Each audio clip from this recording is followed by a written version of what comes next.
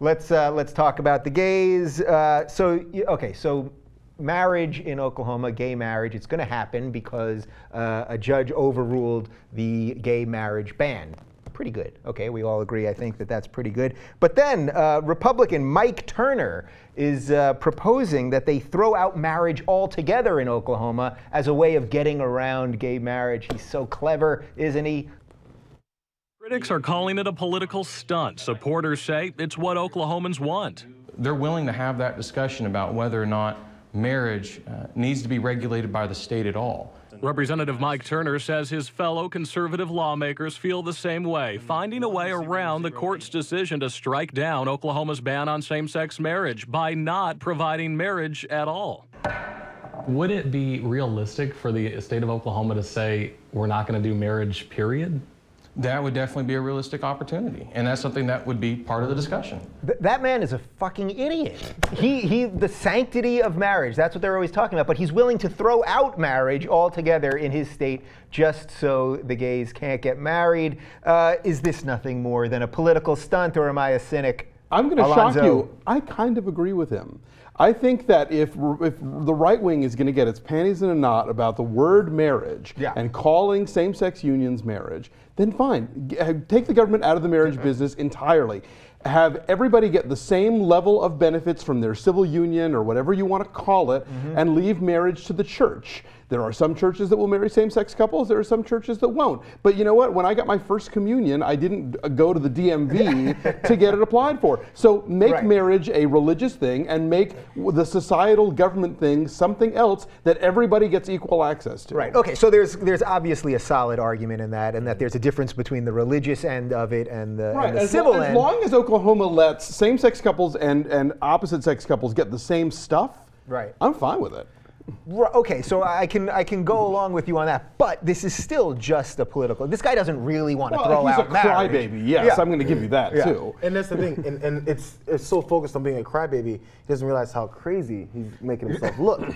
And let's keep it real. This guy, if he's married, I think he is. He's probably like, I'm so sick of this woman. He said, what can I do? What can I do to get to just end this without actually getting a divorce? I mean, they could call this bill taking our ball and going home. I mean, that is what's happening here. But on one level, I'm down with that. I think that if the institution of marriage, as though it were this unchanged thing over the millennia, which it isn't, because women don't come with dowries anymore. I think if that's the thing that is standing in the way of same-sex couples and same-sex parents being treated differently in this country, then ditch it. Right, but it's not really though, because it is happening one at a time. No, absolutely. But I'm just saying, I'm all, as long as we're equal, as long as we get the same goods as everybody else, call it whatever. But don't call yours a marriage and call mine a union. Yeah. We're all unions or we're all marriages. Is this one of these issues that this guy in particular, Mike Turner, is this one of these things where it's like, in a way, our country's too big? Because most people, the polls show it, have moved past the gay marriage thing. Gay people are sick about talking, nobody wants to talk about it anymore. We get it, people just want equality. But then we have these people in these tiny little districts that say crazy things, and then it makes national news. So is it partly a problem of just how our whole system operates? But is this going to take him anywhere, is what I wonder. Right, is this a winning issue? Well, maybe in his little district in Oklahoma, who knows? To get to what level, I mean, this isn't national politics, obviously, but then if this is a big political stunt and he's getting some attention for it, now he can move forward. To what ends? This guy needs a haircut. So he does need a haircut. What it comes down to is the Supreme Court has a gay hairstyle. Totally, yes, desperately. No, the Supreme Court just needs to finally, once and for all, lay it down and let us move past this.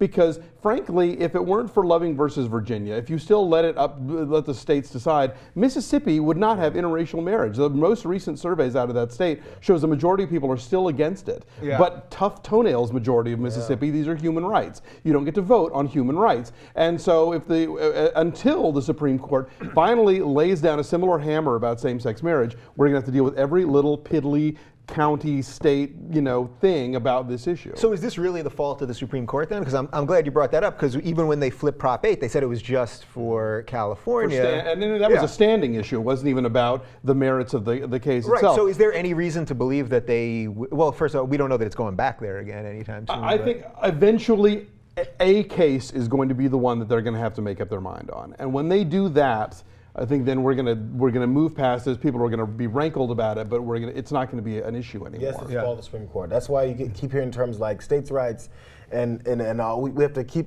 let these states each decide on what they want to do, and religious freedom, all these things, these small things to keep it insular to people like in Mississippi who still don't believe in even interracial marriage. Right. Yeah. So this guy, Mike, I was about to call him Mike Rogers, that's the guy who outs closeted politicians, Mike Turner.